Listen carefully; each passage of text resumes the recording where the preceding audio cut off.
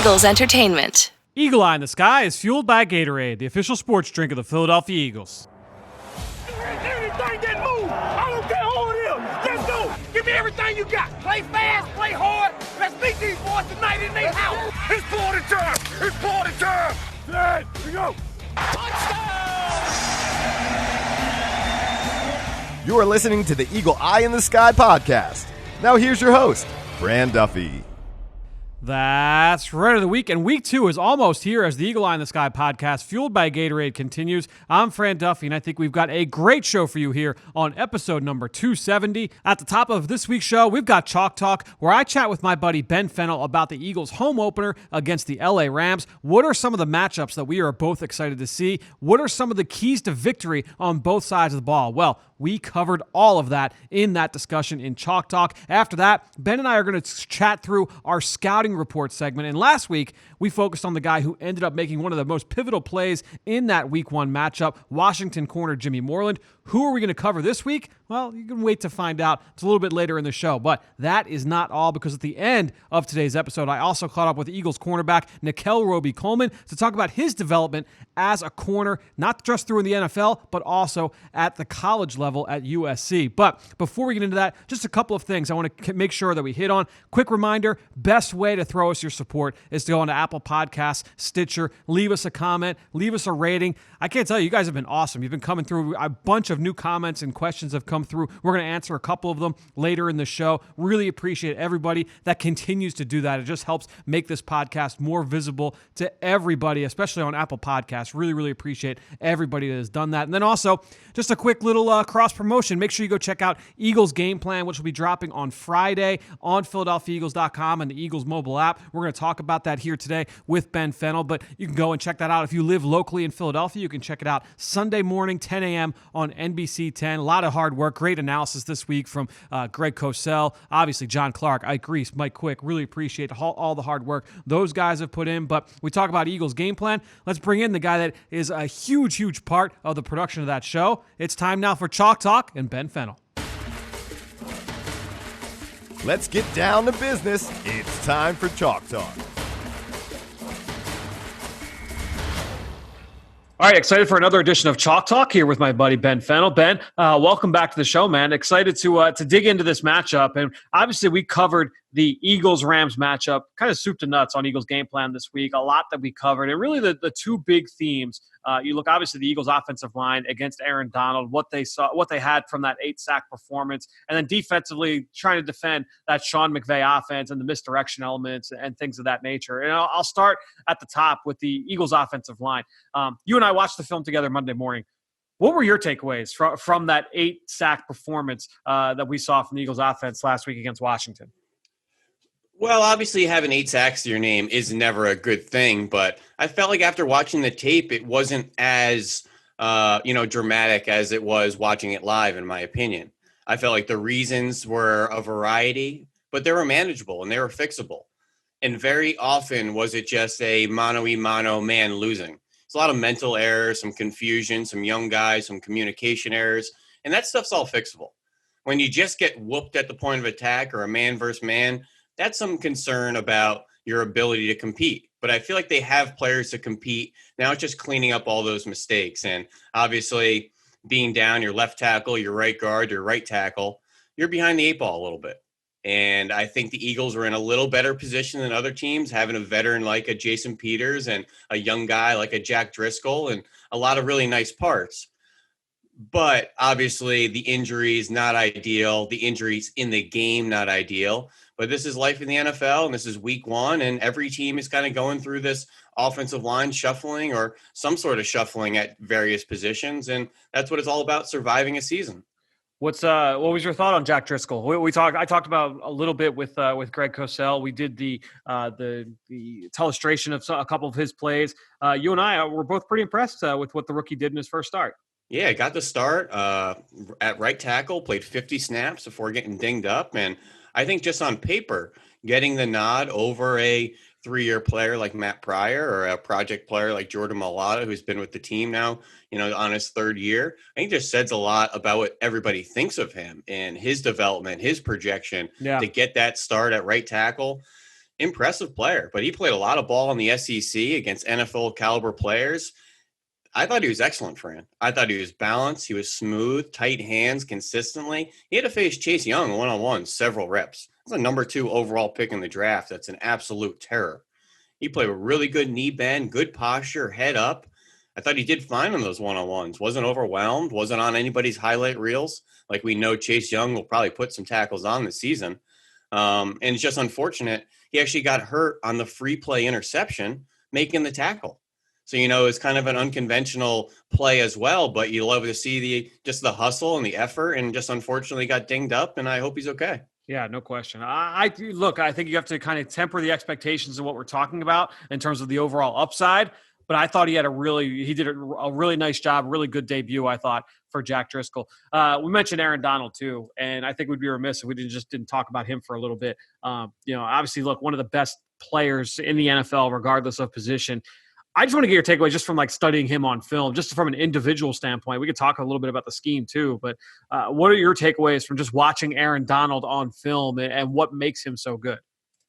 Well, really quick, I just want to highlight some of the other rookies around the NFL that had played tackle because, Jack Driscoll being a 4th-round pick wasn't really the bona fide, plug-in starter at tackle. We kind of were set at both tackle positions, but everybody else around the league, Jedrick Wills and Mekhi Becton and Andrew Thomas and Tristan Wirfs, all these high draft picks. So just want to give that extra nod to Jack Driscoll in the mid-round pick, not having the kind of mental expectation of being a starter, kind of thinking, hey, I'm going to come in and learn. I'm going to be on that 2nd, 3rd team, maybe even on the practice squad. So just getting himself into that mental acclimate to be ready and to be a starter week 1 in the NFL.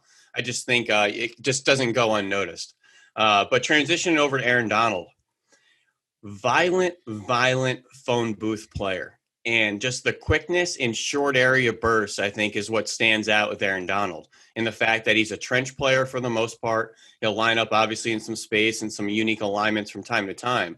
But his ability to be productive in a phone booth is what's so impressive. Those violent hands and how fast he can go from one move to the next move, whether it's a pass rush plan or whether it's a counter move. He is just so slippery. He is so aggressive. He is so violent, and he's awkward. And I love hearing the offensive linemen talk about him at O-line masterminds because it's really this kumbaya on how do we block this guy? He's only 6'1", so he doesn't have a big strike zone. He doesn't have a big torso. It's tough to get your hands on him, and he's so quick, and he's so violent. He's 6'1". Sometimes he's playing 4 or 5 inches underneath a 6'5" guard or a 6'5" tackle.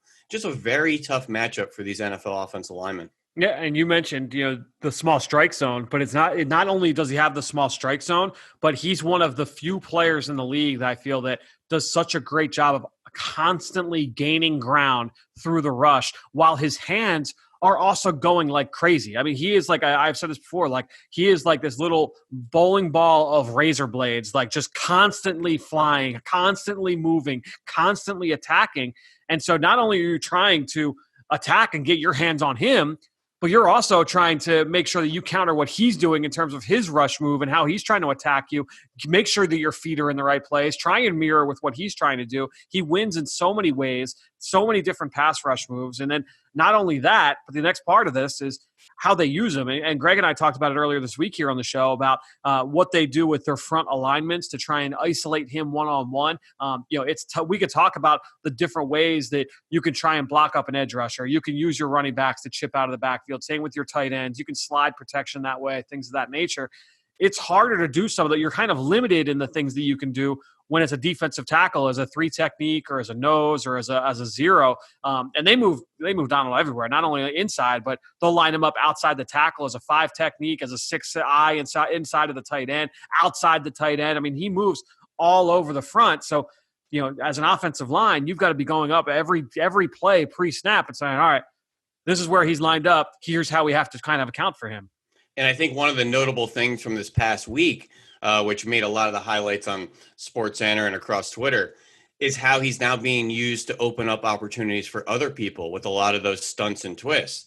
Some of those coming in a very entertaining way on some of those TT stunts where he has 3-4 yards of steam and all he has to do is pin an offensive lineman down. Yep. So he's just barreling down on a center or a guard and then allowing that other tackle to loop around, which creates a lot of issues because teams are obviously focused on Aaron Donald, sliding protection his way, sliding chip help, sliding eyes towards him. So just imagine just the visual of being an offense pointing to the left at Aaron Donald, sending all this extra attention left, but Aaron Donald is actually working against all that back to our right. So it creates a lot of kind of conflict and a lot of against the grain, what I call when you're sending protection one way and then they slant into that protection. It's just creating a lot of issues for offensive lines, not only blocking this guy one-on-one and moving around, but now using him to open up opportunities for other people is really going to hinder your ability to focus just on him. Because I'll tell you, Michael Brockers is a really good player. Leonard Floyd is a very loose pass rusher. Samson Ekobon is a very young, exciting pass rusher. There's other guys that can play off of Aaron Donald. So the more you key on Donald, and they know they're keying on him, now what else can he do for the players around him? And it's just really fun to watch. So let's go over to the other side, and obviously that Sean McVay offense. You and I have really had a lot of fun over the last 4 years or so breaking down this offense because it's a well-defined scheme, right? Like there are staples, they have a really clear identity, and seeing them year after year, it's been fun to watch them kind of grow into that identity. Watch Jared Goff continue to develop. Watch those offensive weapons around him, kind of mold into that scheme. And so we were sitting in the beginning of the week, and we're like, all right, like, what aspects do we want to cover? Because I feel like, in years past when we're putting the show together, when we're getting ready to play the Rams, it's all right, well, let's do the 3-level stretch, play action under center, getting Goff on the move outside the pocket. It all starts with the zone run game. Let's talk about the stretch runs with Todd Gurley. We've done all that. And I like the path that we took this week where it's the misdirection element, with the jet sweep action, with obviously even with the boots and with the off the play fakes, like all that stuff is designed to, put those defenders on the second and third level in conflict. And so how it's a huge assignment game for the Eagles back seven. Yeah, absolutely. And the offense is just very interesting considering the other offenses around the NFL. And just to put it in perspective, let's compare Sean McVay to Andy Reid and Doug Peterson. Andy Reid, Doug Peterson, very, very multiple. Tons of formations, tons of personnel groupings. Not the deepest playbook, but a lot of different ways to dress up and run concepts differently. And that's very, very challenging for defenses. Sean McVay, on the other hand, comes out with the same look, the same personnel grouping. Their Super Bowl year, they were 95% or something ridiculous, 11 personnel. And everything starts the same. This is to the epitome of a foundational offense. And everything is built off of that outside zone stretch run game. And once they're clicking on early downs and the ability to run the ball well, now everything is open. Now you have all the wrinkles off of that. You have all the misdirection, but everything is built off of a foundational scheme, and you come out with similar personnel, similar formations on a down-to-down basis. It becomes very stale and becomes very tough for defenses to pick up on what the intended concept will be, because there's very little tell because of how stale the formations are. Now, this past week, Fran, I thought we saw some difference in Sean McVay. Yep. Working in some more 12 personnel, a little bit more Higbee, Everett out there as opposed to the 11 personnel, which is a little bit of a transition. You've seen more teams do it. Obviously, the Eagles seem to be one of the front runners for multiple tight end sets.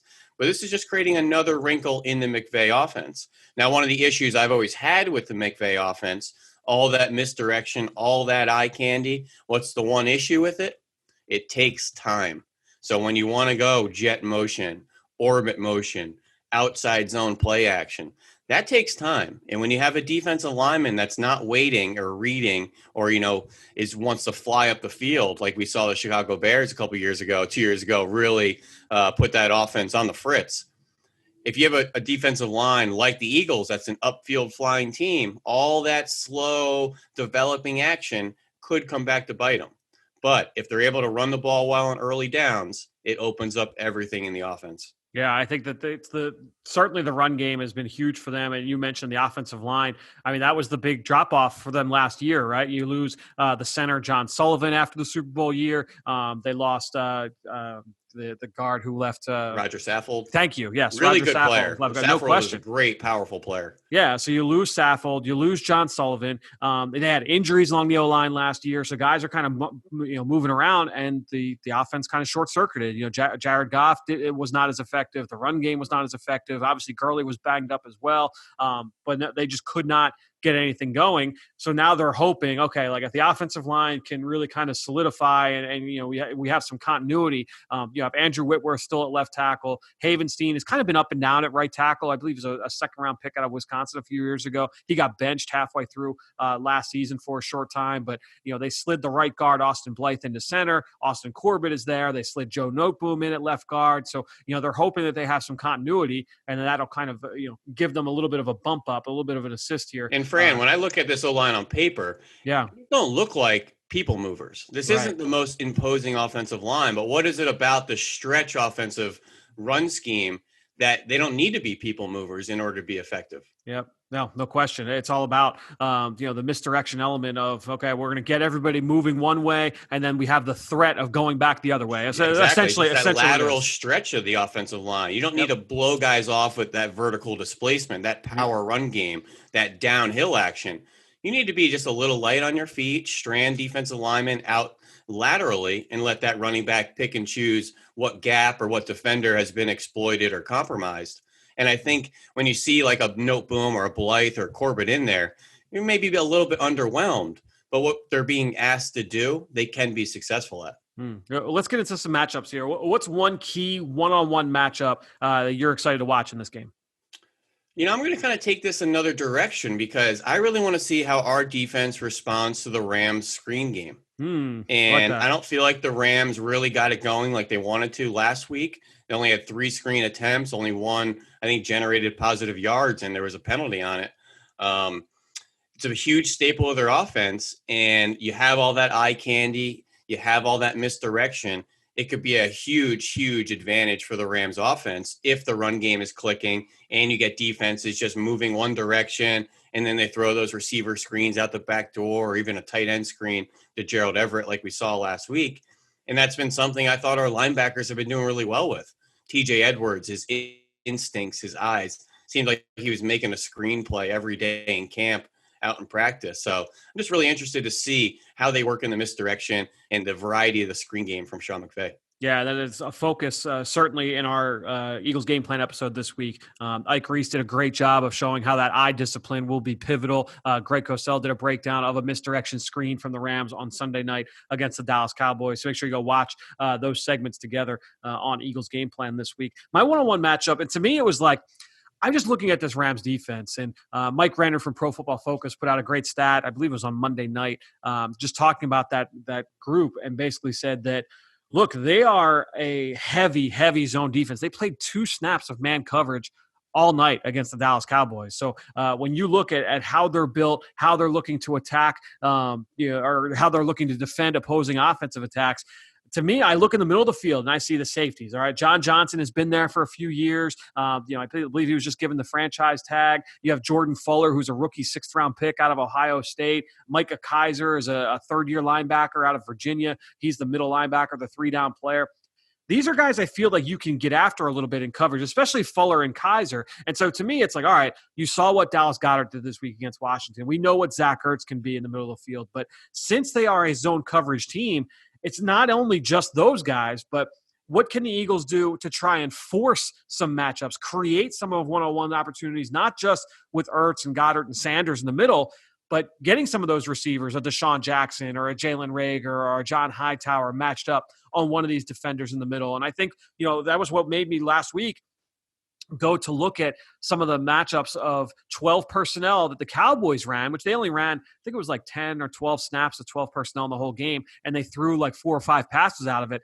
How did the LA Rams line up to that? What did Jalen Ramsey do? Now, Jalen Ramsey lined up to the short side of the field throughout the course of the game. Most of the time, he was lined up to the short side. So if you line up with both tight ends, Dallas Goedert, Zach Ertz, on the line of scrimmage to the short side of the field, is Jalen Ramsey going to shadow, go with the receiver on the opposite side, or is he going to stay to the tight end side? And what I saw against Dallas was Jalen Ramsey stayed to the tight end side. So what that means is you've got, if they're a nickel, you're going to have Troy Hill lined up one-on-one against whoever's in the slot. It could be Deshaun Jackson or Rager. If it's not, if they're in base against 12, well, now you've got a safety lined up over the slot. You've got a linebacker over the slot. And so now it's like, okay, not only are you trying to win those one-on-one matchups with the athletic Zach Ertz, the athletic Dallas Goedert, you're also using those receivers and creating those one-on-one matchups that way. I'll be very interested to see what the Eagles can do from that standpoint, Ben.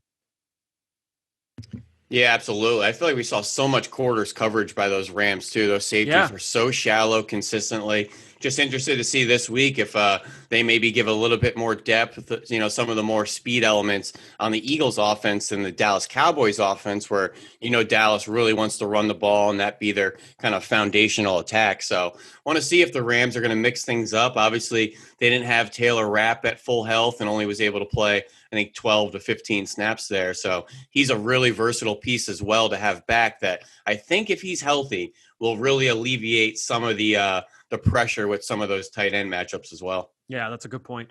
Taylor Rapp, a guy that I loved coming out of Washington last year. I mean, really was a sub-package player for them in week one. We'll see if that role expands this year. All right, let's talk about Fran. Like with those quarter safeties being so shallow, Dallas only threw the ball downfield twice all game.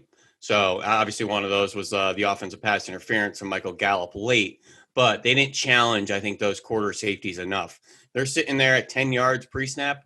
You got to stretch the slot receivers. You got to take some shots on the outside, maybe some of those classic kind of post-dig concepts, those mills, those quarters beaters we might see in early downs. And remember, I believe this is another Pro Football Focus stat, but the Eagles were number one in the NFL this past week in terms of their average air yards per attempt, and just kind of showing how aggressive they were down the field. We saw all the deep shots that were connected and didn't connect for this Eagles offense, but they're going to be willing to chuck it downfield. We'll see if those safeties stay shallow in this game, to your point. All right, so talking about Eagles game plan, I'm interested to get your thoughts on something that maybe got left on the cutting room floor. What's something that you really wish we were able to sneak into the show? Well, for me, I talked a little bit about Jalen Ramsey. I was able to get this in with Mike Quick. He did a great job of talking through Jalen, and how he was used, up at the line of scrimmage and just so physical. And he would mug up the receivers, especially when they were lined up outside the numbers. The only time he would really back off and play off was when the receivers would move inside the numbers in a tighter split.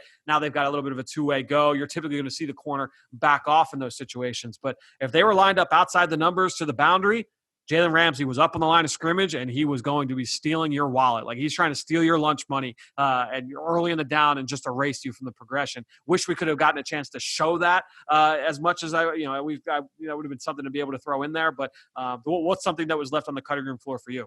And Ramsey, just having that trusted press corner, we noted a couple plays where they let him do his thing and coverage is being rolled elsewhere, and the luxury of having a trusted press man corner that can survive on an island, not only at the point of attack, but vertically, just alleviates and gives the defense so much flexibility. I think we're starting to see that a little bit with Darius Slay and some of his matchups and one-on-one assignments and how he doesn't always need that help over the top. No question. But I thought very quietly our defensive line had a dominant game. And that's Fletcher Cox, like we expect, but Malik Jackson, after being injured all of last year, except for the first half of week one, Josh Sweat, I thought they played outstanding. And not just quality plays, but we had plays where they destroyed the right tackle, the left guard, the left tackle, the center. Pretty much everybody made a highlight except somebody against Brandon Scherf, who is a really good player. But 11 pressures between these three.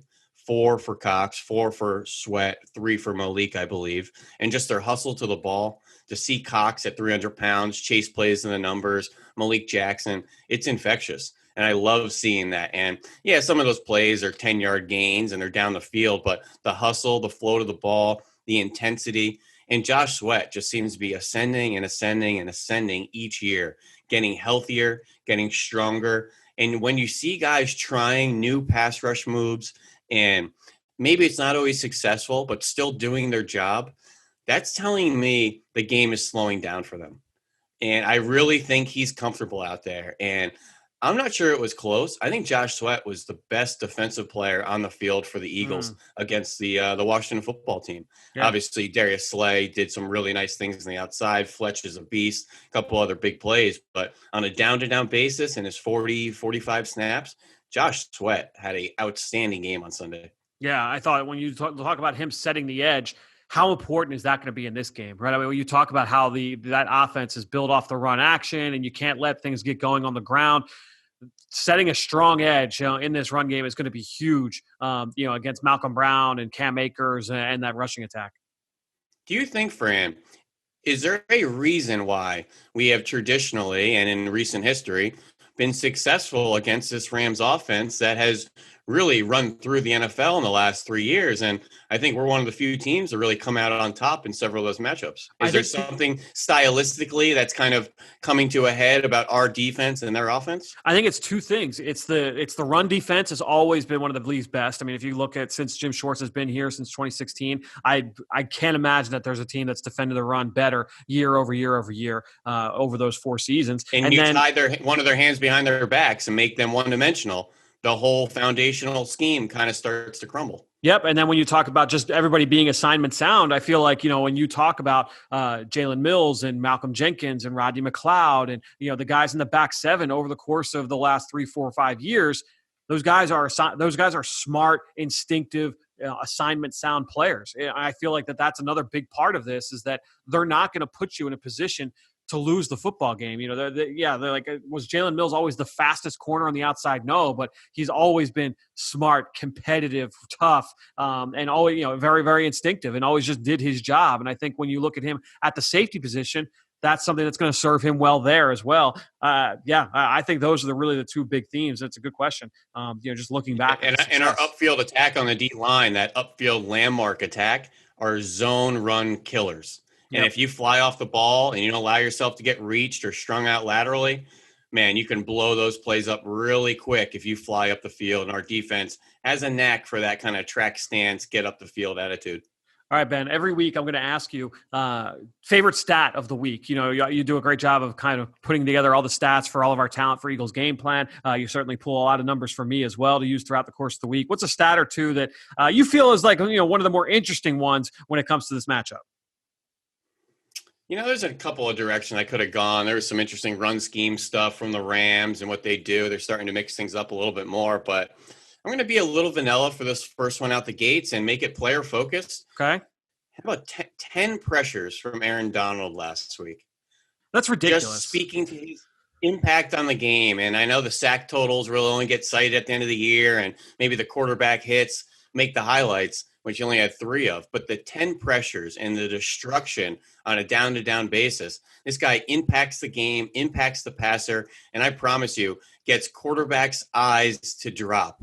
And he's a guy that is feared from offensive linemen, quarterbacks, running backs. We saw what he did to Zeke Elliott, having to chip block him after he beat the left guard.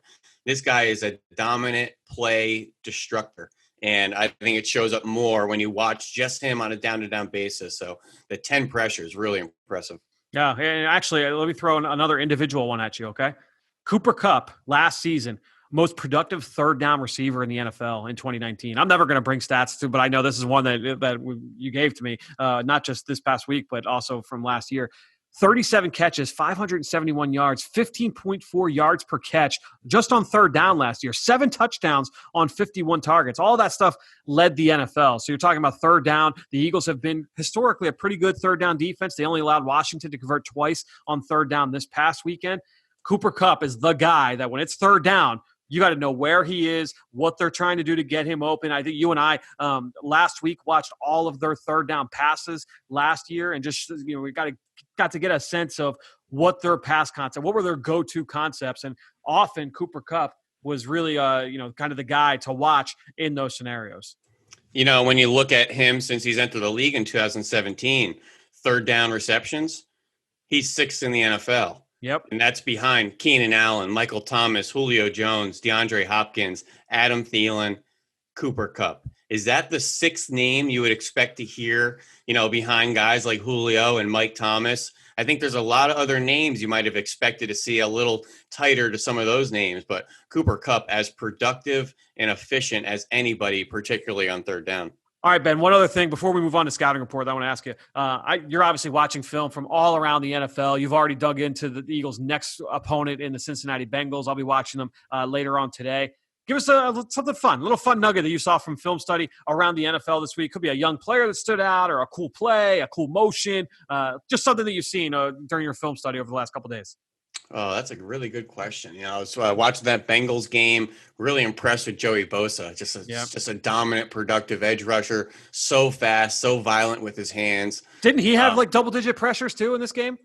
It sure felt like it. I didn't see or tally it because I was kind of focusing on the Bengals there, but you couldn't help but notice the destruction. Tough first draw for Jonah Williams, first game at left tackle. Tough first draw for Joe Burrows, first game against that Chargers defense.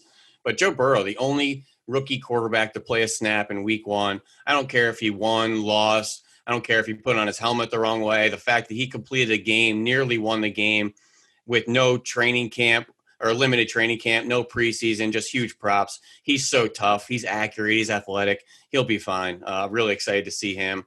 Really impressed with the Green Bay Packers this past week. That offense is looking like they're sharp, they're faster, they're more multiple this year in year 2 under Matt LaFleur, getting some two-way versatility like Josiah DeGuara. This offense is just leaning a little bit more towards the San Francisco 49ers philosophy of having two-way players like they have George Kittle and Kyle Juszczyk. Devontae Adams, really emerging as bona fide top 3 receiver in this NFL. He could be on his way to an all-pro year. Really fun, competitive team up there in Green Bay. So a lot of interesting things around the league. I love watching the rookies, Fran, especially week 1, especially no preseason. I had to peep Javon Kinlaw's 39 snaps in his debut. How about CJ Henderson in Jacksonville? 2 interceptions, big pass breakup on 4th down to steal the game, press man against T.Y. Hilton, no help over the top. I mean, for a rookie corner, which I always think that's a learn-on-the-job position. It's so hard to come right in and be a dominant corner. Revis wasn't dominant year 1. Richard Sherman wasn't dominant year 1. Maybe Marshawn Lattimore was, but It's really hard to come right out the gate and be a polished press corner in the NFL. Typically, you'll take your licks, but C.J. Henderson, one of the more impressive rookie debuts in the NFL. I love that. He was a guy I was really, really high on. We talked about him a lot on the Journey to the Draft podcast, driven by AAA, which you can catch wherever podcasts can be found. All right, Ben, stay right where you are. We're going to do our scouting report segment now. Let's get that going. Dim those lights. We're headed to the film room for the scouting report. All right, so this week on Scouting Report, as I mentioned earlier, last week we talked about Jimmy Moreland, Ben, and he obviously had one of the biggest plays in the game for Washington with that interception in the third quarter. This week I want to focus on a guy that we just talked about for a little bit in that last segment, and that is Cooper Kupp. So I thought we'd kind of go through our notes on him coming out of college and what we've seen from him on film. And to me, I'll just kind of buzz through some of the highlights of my report on him, Ben. 4-year starter, mostly in the slot, but also work a little bit on the outside. Got some reps in the Wildcat when he was in college as well. Both his dad and his grandfather played in the league, so he certainly had the bloodlines there. Decent athlete, not special, more quick than fast, and I thought that showed up at the combine. Slippery player. He could shake defenders in a phone booth and skate by. Above average college route runner. I thought that he ran most of his routes in the playbook, showed a really good understanding of how to get open. He could still clean some things up at the top of his stem, but overall I thought he was good, not great as a route runner. I thought he maximized his catch radius, really great hands, had the ability to make some highlight stabs away from his frame. Really, really reliable receiver. Only had 2 drops all season. Overall, the ball just rarely hit the ground. Competitive kid. He'd go up and battle in contested situations, strength to fight through contact. And they used him a lot in the screen game, just to get the ball in his hands. And he had a real knack for making plays in yards after catch situations, making guys miss in space and picking up extra yardage. I wanted to see him get a little bit better versus press. That was a big concern for me coming into the NFL, and his speed and explosiveness were not strengths. He ran a 4.59 at the combine. It showed up there. His 40 and his jumps were terrible, but the shuttles were very good. So it goes back to what I said earlier about, quicker than fast. And a lot of his production, he was very, very productive, one of the most productive players to come from the FCS level. But a lot of those numbers came via the screen game. So, I just had questions about, would he be able to sustain that level of production in the NFL? My overall statement on him: above average college route runner with decent athleticism, good ball skills, and really reliable hands. Kupp's going to play in the league. To me, he profiled more as a really reliable slot receiver than somebody who would consistently win on the outside. But overall, I liked him as a player. And Ben, I feel like a lot of what we saw from him at Eastern Washington has shown up. It's a lot of the stuff that we're seeing from him with the LA Rams. Yeah, one of the most productive players I think I've ever seen at any level, FBS, FCS. His reception numbers are wild. 93, 104, 114, 117. Those are his 4 years in college. Or 6,000 yards, 73 touchdowns. Look at the touchdown totals, 21, 16, 19, 17. Those are his stats at Eastern Washington. But productive player. But what were some of the issues, Fran? A lot of people question his level of competition, question his athleticism, question his size, question his long speed, his acceleration. 6'2", 204, played at Eastern Washington, ran 4.62.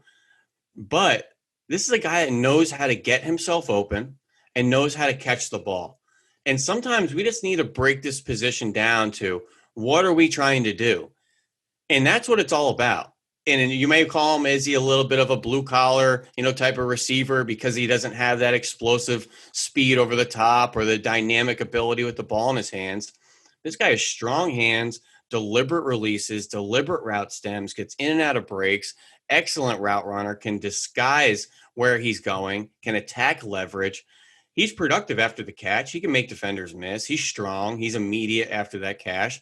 I thought he played a lot faster than that 40 time, that 4.62. But we've seen enough guys in the NFL in that 4.55, 4.65 range, and they've really emerged as being some of the best route runner, most productive players in the NFL.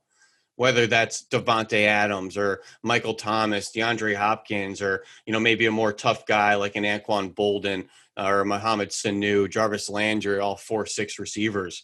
These guys are strong players, mentally strong players, and catch the football. Not only, high pointing on the sideline, at the ground, the junk catches in traffic. And he's one of these guys that just don't get enamored with the upside stuff. This is a guy that gets open and catches the ball, Fran. And what have we seen in the NFL so far? It's a guy that gets himself open and catches the heck out of that football.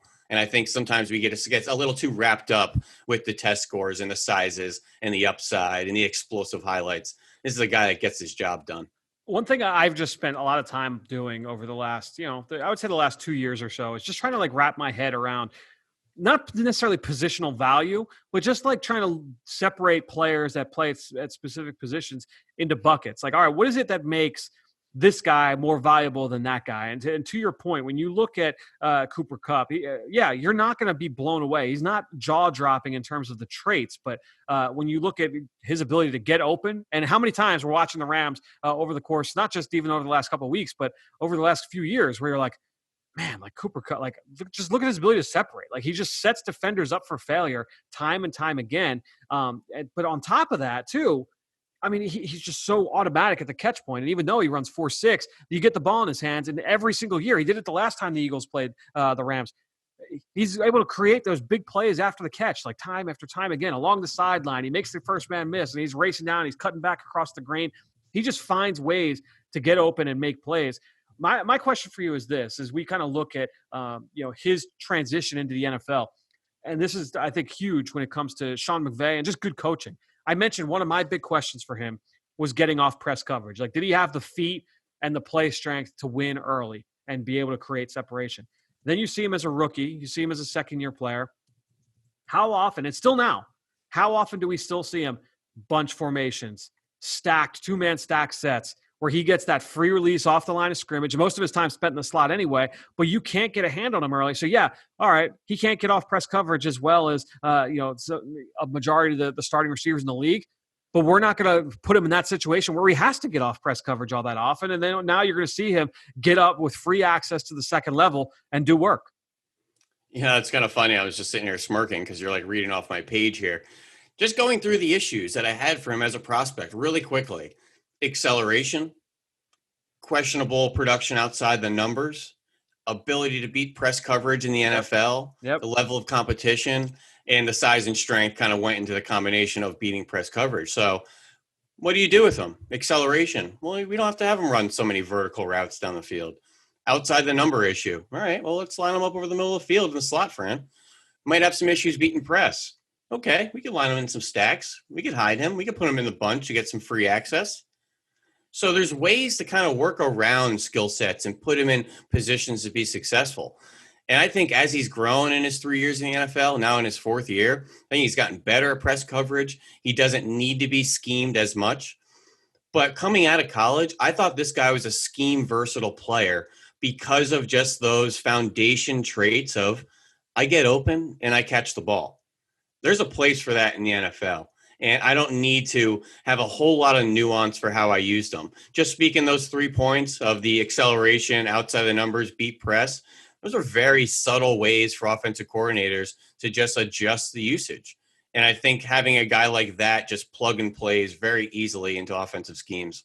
How you and I were having fun yesterday, and I just kept like peppering you with questions like, all right, would you take Cooper Kupp or this guy? Cooper Kupp or this guy? Cooper Kupp or this guy? And just trying to figure out like how do you stack him against some of these other slot receivers in the NFL? You look at AJ Brown and Tyler Boyd and Tyler Lockett, and you look at Jarvis Landry and Juju Smith-Schuster, Golden Tate, Christian Kirk. Jamison Crowder, Sterling Shepard. I mean, so many guys that have been making plays from the slot. And I think and all these guys are coming slightly different packages and obviously the different schemes and things of that nature. But I mean, Cooper Kupp, like he got paid last weekend for the reason that he's one of the best in the league to do what he does. He had 94 catches for 1,100 yards, 10 touchdowns, moves the chains, was winning after the catch, winning in the red zone. Switched his number back to his college number for 2020. I just think you see these contracts, 3 years, $48 million contract he signed a couple weeks ago. And you just like, Cooper Kupp. It just, has that kind of still stigma to it. It's a productive player. And just watch him. And I know he had the injury in 2018, was only able to play half the season, but was healthy last year. And I think he stays on the field. We both kind of were in a weird kind of vortex of classifying Robert Woods and Cooper Kupp. Are they number ones? Are they slots? Are they high quality number threes? Are they elite slot receivers? Like just trying to peg them into a role and into like a positional fit, which can be challenging. You can pick that apart. And once you start talking, rankings and dollar amounts, and that's when the conversation really grows. But when you just watch him, Fran, and just break it down to almost an archaic level, he gets open and he catches the ball, does it consistently well. And it's like, let's not get caught up in everything else. That's what you're asked to do as a receiver in the NFL. And he does it at such a high level. He's certainly one of the best at what he does in the league. Ben, this was fun, man. Really appreciate you joining me once again here on the Eagle Eye in the Sky podcast, fueled by Gatorade. You can follow Ben on Twitter at @BenFennell_NFL. Ben, we will talk to you next week, man. Before we continue with the episode, I just want to take a quick second to remind everyone that we are just under 2 months away from Election Day on November 3rd. Did you know that 4 years ago, 100 million eligible voters did not participate in the general election? I don't care who you support, but that number is entirely too high. So I've got one question for you. Are you registered to vote? And then also, do you know where you can vote in your district? Have you checked to see if you can vote early? Do you know what time you can arrive at your polling place? Voting matters, not just for the presidential election, but for your local and state elections as well. Please, it's all of our civic duty to make sure that our voices are heard. Get out and vote on November 3rd. Great stuff from Ben, who, again, you can follow on Twitter just like I do, at @BenFennell_NFL. And while you're at it, I'm at EaglesXOs. That's where I post all the podcasts I'm a part of and all of our X's and O's content that we produce at PhiladelphiaEagles.com. And I greatly appreciate everybody that promotes this podcast on all forms of social media. That is one way to support the show. But the other way is to go on to Apple Podcasts or Stitcher, leave us a rating and leave us a comment. I wanted to give a shout out to a couple of people who went on to Apple Podcasts, left some questions. Write him, left a 5-star review saying, Fran, I wanted to ask you about Miles Sanders. I know we've only seen a small sample size, so it's mostly projection, but do you think Miles could be the perfect combination of Brian Westbrook and LaShawn McCoy, meaning he's got the football acumen to line up in the slot and still have the wiggle and burst in between the tackles that Shady did so well? I think it's still early to kind of make that lofty comparison. Obviously, Shady McCoy, Brian Westbrook, two of the best to ever suit up for the Philadelphia Eagles, regardless of position. But that's the kind of player that the Eagles are hoping to have here with Miles Sanders. And what we saw last year as a rookie with what he did in the run game and in the pass game, he certainly has that ability. It's a different skill set than Shady McCoy. Shady had that ability every single time to make that first man miss. And his wiggle and shake, just about as good as anybody, not just that's worn an Eagles uniform, but I mean, you remember when he was at his peak, you had the comparisons to like Barry Sanders, but on a weekly basis, some of the stuff that he was able to do was just ridiculous. And then Brian Westbrook, he was the ultimate weapon. He was just so versatile with everything that he was able to do. He ran routes at such a high level. So you want to find that happy medium. Certainly, Miles Sanders kind of fits into that bucket. So it's a great question. I think it's a little early to put him in that bucket, but that's exactly what you're hoping that he can be. Excited to see what Miles Sanders looks like here this weekend against the Rams. And then last question, a Lions fan left a 5-star review saying, Fantasy Nut, listen to every Greg Cosell podcast, and they also spent a few months living in Philadelphia and said how much they love the city. So thanks so much to a Lions fan, and write him 2 5-star reviews. We were able to get the question in there from Write Him as well. So glad they were able to hit on that. All right, so I want to wrap this show up. I caught up with Eagles cornerback Nickell Robey-Coleman to talk about his development as a corner. It's time for that interview right now.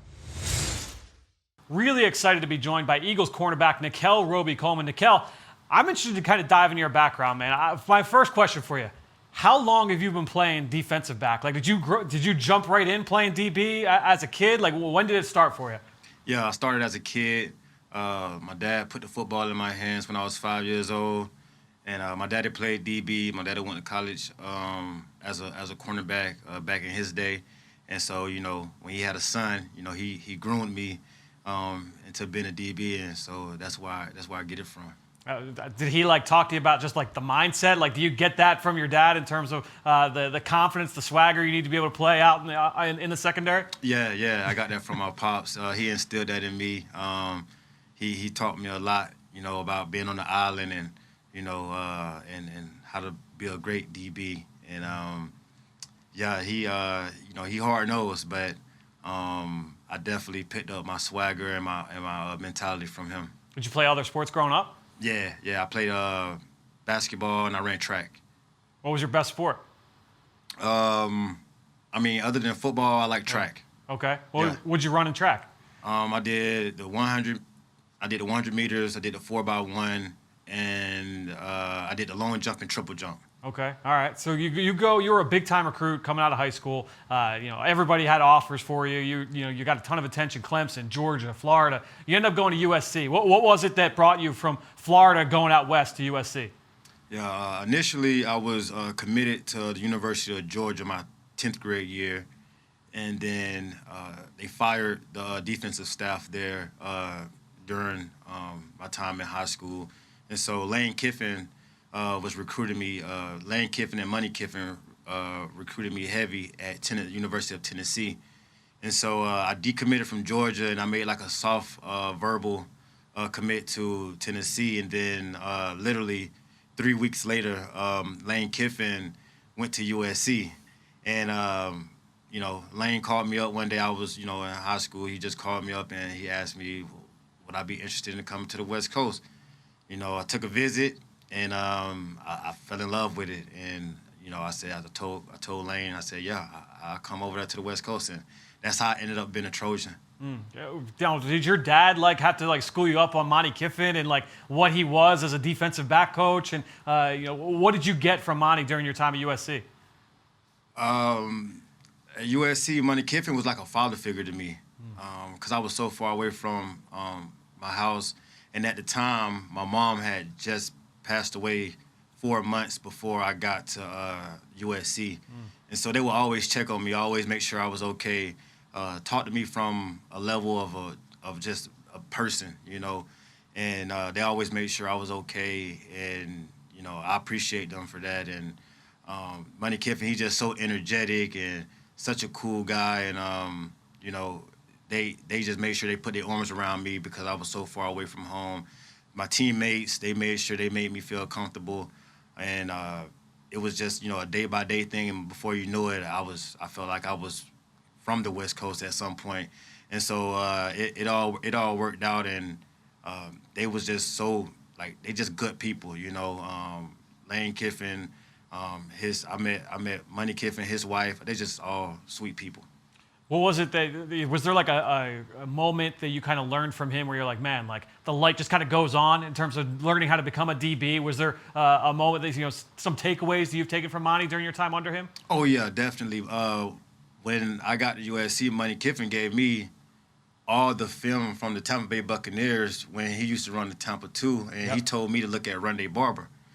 And he was just like, hey, you know, you're going to be playing in the nickel a lot. We're going to have you on the outside, but, you know, you're going to be playing in the nickel a lot. I want you to look at Rondé. You know, Rondé basically a legend in the nickel, made his whole career playing out the nickel and playing some outside.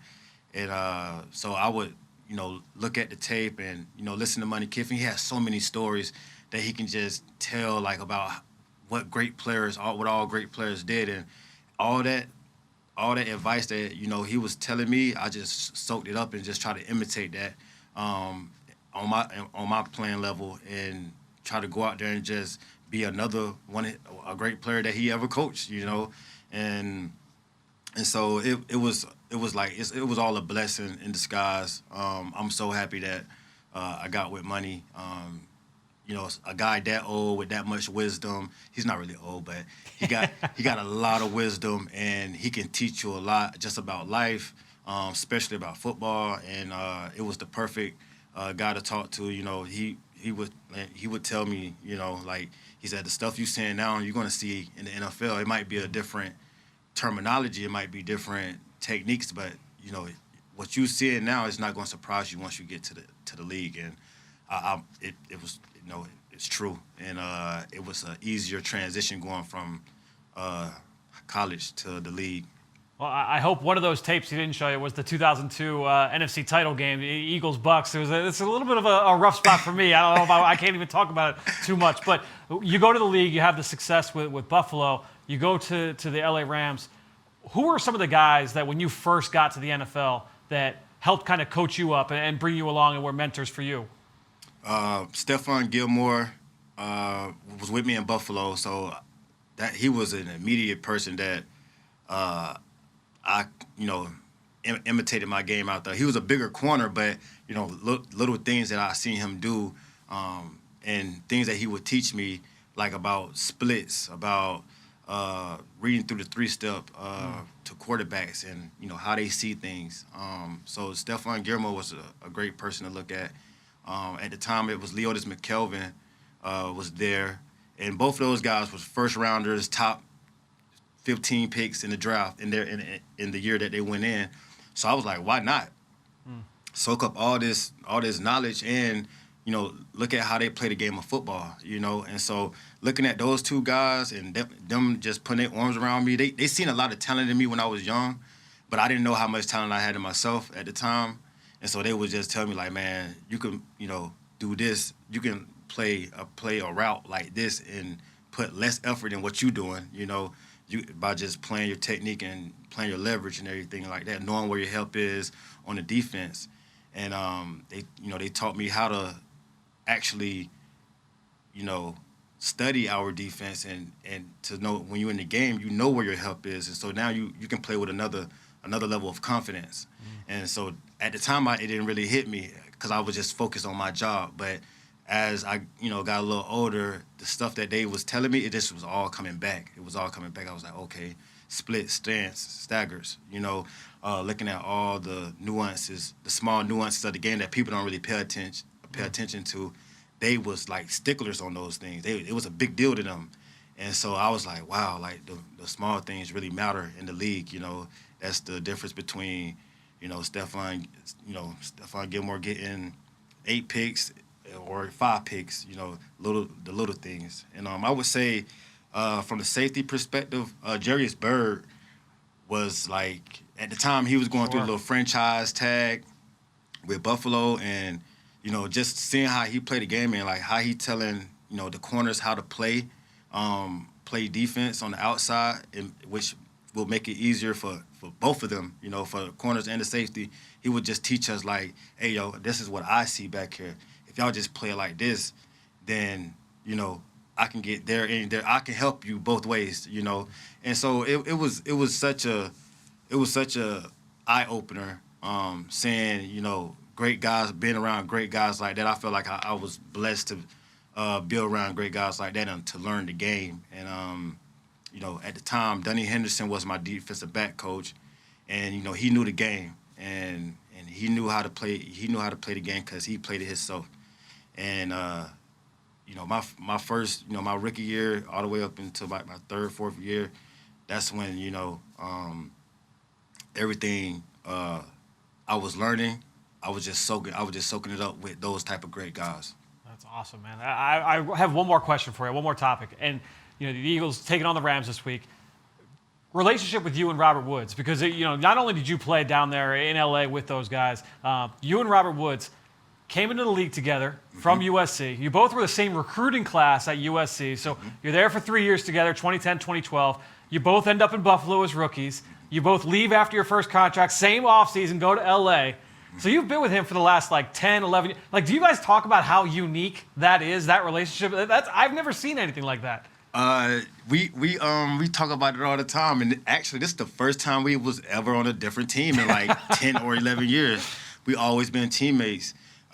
We always talk about it. We always just tell each other man. He said we was roommates. Right. We was roommates too. My freshman year, and we be like, wow, man, we was just in our dorm rooms. We always talked about that. Still to this day, every year we be like, hey, another year. Another year we made it through. We doing this thing together. And his parents is so nice. Miss Woods and Mr. Woods, they are outstanding people. And so, seeing them, they was like, wow, y'all been teammates y'all whole NFL career. I don't think people really know, people really paying attention to that or whatever like that. I was just yeah, it's something that people don't really, but we know. But me, Robert, we know. And so it's so cool. It's a blessing. It's a blessing. Robert is a great guy, hard worker. I know I got him better, and I know he got me better. Yeah. I want to ask you the last question for you.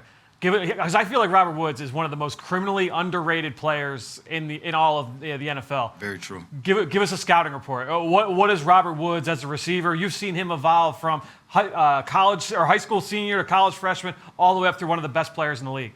Yeah, I know Robert like the back of my hand. Robert is a smooth receiver. He get in and out of his cuts really well. He make all his routes look the same. So if he running a post, that post will look like a comeback. That post gonna look like a dig route coming across the middle. He know how to switch different speeds within the game, and that's what's so unique about Robert, and that people don't really respect. People need to respect that more about him.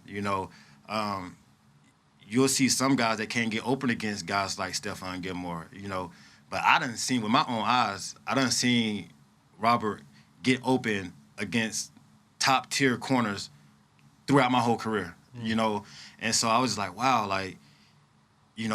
for me, I'm used to him, so I'm like, I knew he was going, I kind of knew he was going to do that. But to see it happen to somebody else, I was like, if I was that DB, I would have went for it too, if I didn't know any better. And so to see that, I was like, man, Robert is so smooth, it don't even feel like he's running fast, but once you get beside him, he's out of there, And so he's not the person that oh, he got Olympic speed. No, it ain't that. It's the fact that you think he's not that fast until he run past you. And so that's the sneaky part about Robert that I think a lot of people don't really put respect on when it comes to him. But moreover than anything, he's one of the crispiest route runners I done faced ever. Well, I'm sure that you guys had plenty of one-on-one battles in practice every day. Excited to see you guys go to one-on-one potentially this Sunday. Nickell, thanks so much for joining us here for this one-on-one. Thank you for having me. Thanks so much to Nickell Robey-Coleman and all of you out there for your continued support of this show and all the rest of our podcast offerings on PhiladelphiaEagles.com. All that being said, I think that'll do it. Another show in the books here on the Eagle Eye in the Sky podcast, fueled by Gatorade. For everybody here at the NovaCare Complex, I am Fran Duffy. We will talk to you next week.